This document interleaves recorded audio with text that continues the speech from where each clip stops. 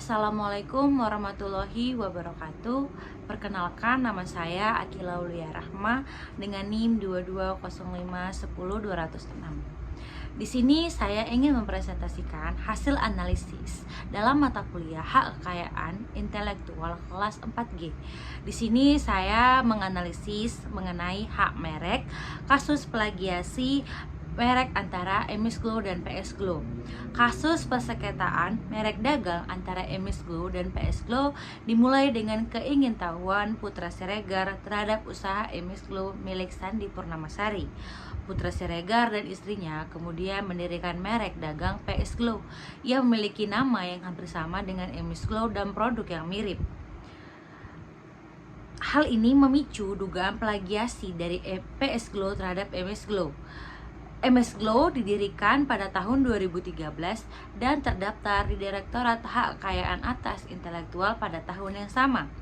Kasus sengketa ini kemudian berlanjut ke Pengadilan Negeri Niaga Medan dengan gugatan pertama yang diajukan oleh Emis Glow atas dugaan plagiasi atau peniruan oleh PS Glow.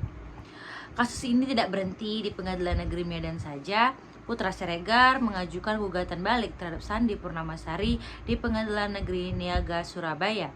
Dalam gugatan balik ini, Putra Siregar menuntut Sandi Purnamasari atas tindakan tanpa hak melawan hukum terkait dengan dagang merek Emis Glow. Emis Glow dan PS Glow saling melayangkan gugatan pasca gagal mediasi.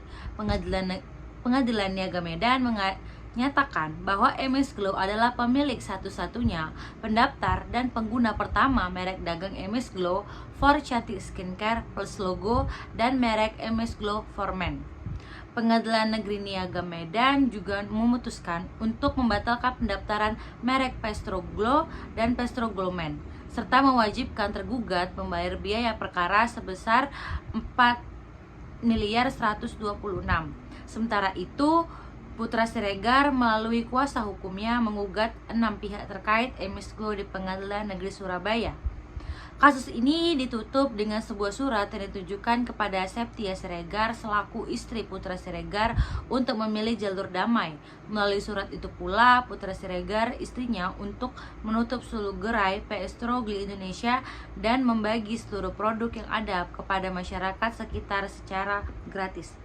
Baik, dalam analisis kali ini sebelumnya saya ingin menjelaskan apa itu merek. Berdasarkan pasal 1 butir 1 Undang-Undang Nomor 20 Tahun 2016 tentang merek dan indikasi geografis. Pasal tersebut menjelaskan bahwa merek adalah tanda yang dapat ditampilkan secara grafis berupa gambar, logo, nama, kata, huruf, angka, susunan warna dalam bentuk 2 dan 3 dimensi, suara, hologram, atau kombinasi dari 2 atau lebih unsur. Pasal tersebut juga menjelaskan bahwa merek berfungsi untuk membedakan barang atau jasa yang diproduksi oleh orang atau badan hukum dalam kegiatan perdagangan barang atau jasa. Hak merek menurut pasal 1 butir 5 Undang-Undang Merek dan Indikasi Geografis adalah hak eksklusif yang diberikan oleh negara kepada pemilik merek yang terdaftar untuk jangka waktu tertentu dengan menggunakan sendiri merek tersebut atau memberikan izin kepada pihak lain untuk menggunakannya. Pendaftaran hak merek dagang atau jasa kepada Direktorat Jenderal Kekayaan Intelektual Kementerian Hukum dan HAM penting dilakukan untuk mencegah penggunaan merek serupa oleh pihak lain sehingga memberikan perlindungan hukum sesuai dengan pasal 35 ayat 1 Undang-Undang Merek dan Indikasi Geografis. Sengketa merek adalah sengketa yang terjadi baik antara pelaku usaha ataupun pelaku dengan Kemenkumham terkait hak merek. Kasus PS Glow dan Emis Glow ini termasuk dalam sengketa antara pelaku usaha serta gugatan yang terjadi adalah gugatan penghapusan merek terdaftar. Pemilik merek, Menkumham, dan pihak ketiga dalam pasal 83 Undang-Undang Merek dan Indikasi Geografis dapat menggugat pihak lain yang secara tanpa hak menggunakan merek yang mempunyai persamaan pada pokoknya atau keseluruhannya untuk barang atau jasa. Oleh karena itu, sebagai pencegahan digunakannya merek oleh pihak lain, pengusaha perlu mendaftarkan mereknya kepada Direktorat Jenderal Kekayaan Intelektual Kemenkumham. Hal ini sebagaimana telah diatur dalam Undang-Undang Nomor 15 Tahun 2001 tentang merek. Sejalan dengan pasal 21 ayat 3 bahwa PS Glow dilandasi etika tidak baik dan tidak jujur karena telah melakukan peniruan dan penjiblakan terhadap merek MS Glow, dan pendaftaran merek PS Glow dan PS Tro Glow Men sudah tidak dapat digunakan lagi. Jadi yang melakukan pelanggaran dalam kasus kali ini yaitu PS Tro Glow dan PS Tro Glow Men.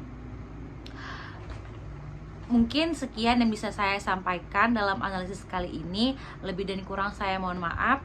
Analisis kali ini hanya bertujuan untuk memenuhi tugas mata kuliah hak kekayaan intelektual. Sebelumnya terima kasih. Assalamualaikum warahmatullahi wabarakatuh.